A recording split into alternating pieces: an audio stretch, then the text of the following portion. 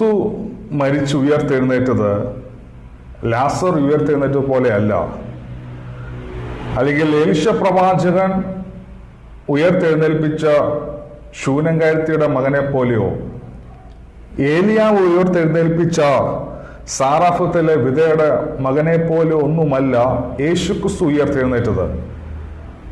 ലാസർ ഉയർത്തെഴുന്നേറ്റതിന് ശേഷം പിന്നെയും മോർട്ടൽ ലൈഫിലേക്കാണ് പോയതാണ്. അതൊരു ഗ്ലോറിഫൈഡ് ബോഡി അല്ല എന്ന് വെച്ചാൽ ദ്രവത്വത്തിൽ തന്നെയാണ് ലാസർ പിന്നെയും ജീവിച്ചത്.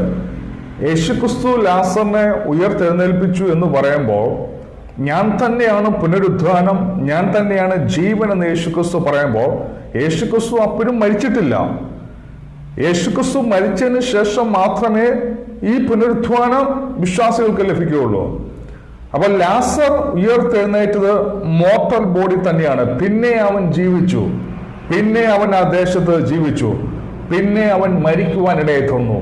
എന്നാൽ യേശുക്രിസ്തു ഉയർത്തെഴുന്നേറ്റത്, ഈ ഒരു റിസറക്ഷൻ എന്ന് പറയുന്നത് നമ്മളെ സംബന്ധിച്ച് വലിയ പ്രതീക്ഷ നൽകുന്ന ഒരു റിസറക്ഷനാണ്.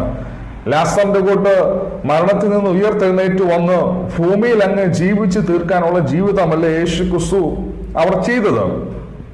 യേശുക്രിസ്തുവിൽ വിശ്വസിക്കുന്ന നമ്മളും ഒരിക്കലും പ്രതീക്ഷിക്കില്ല യേശുക്രിസ്തു ഉയർപ്പിച്ച ലാസറിനെ പോലെ നമ്മളും ഭൂമിയിൽ ജീവിച്ച് പിന്നെ നമ്മൾ ഈ ഭൂമിയിൽ തന്നെ ആയിരിക്കുമെന്ന് നമ്മൾ വിചാരിക്കല്ലേ. എങ്ങനെയാണ് യേശുക്രിസ്തു ആ റിസറക്ഷൻ, ആ ഉയർത്തെഴുന്നേൽപ്പ് പ്രാപിച്ചതിന് ശേഷം ഏത് ഫോമിലാണോ അതേ ഫോമിൽ തന്നെയാണ് യേശുക്രിസ്തുവിൽ വിശ്വസിക്കുന്ന നമ്മളുമായി തീരുന്നത്. ബൈബിളിൽ നമ്മളൊന്ന് പെട്ടെന്നൊന്ന് ഓടിച്ചു നോക്കുകയാണെങ്കിൽ ഏതൊക്കെ പ്രിയപ്പെട്ടവരാണ് മരണത്തിൽ നിന്ന് ഉയർത്തെഴുന്നേറ്റത്? ഒന്നാമത് നമ്മൾ ചിന്തിക്കുകയാണെങ്കിൽ നമ്മൾ ഏലിയാവ് പ്രവാചകൻ ചെയ്തതുപോലെ സാറാഫത്തിലെ വിധവയുടെ മകനെ ഉയർപ്പിച്ചു. 2, എലീശ പ്രവാചകൻ ശൂനംകാരത്തിയുടെ മകനെ ഉയർപ്പിച്ചു. 3, എലീശ പ്രവാചകന്റെ അസ്ഥിയിൽ നിന്ന് പോലും ഒരു പടയാളി ജീവനിലേക്ക് മടങ്ങി വരുവാൻ ഇടയായി തീർന്നു. 4, പുതിയ നിയമത്തിലേക്ക് കയറുമ്പോൾ യേശുക്രിസ്തു യാറോസിന്റെ മകളെ ഉയർപ്പിച്ചു. 9 വിധവയുടെ മകനെ യേശുക്രിസ്തു ഉയർപ്പിച്ചു. 3-ാമതായി ലാസറിനെ യേശുക്രിസ്തു 4-ാം ദിവസം മരണത്തിൽ നിന്ന് ഉയർപ്പിക്കുവാനിടയെ തീർന്നു.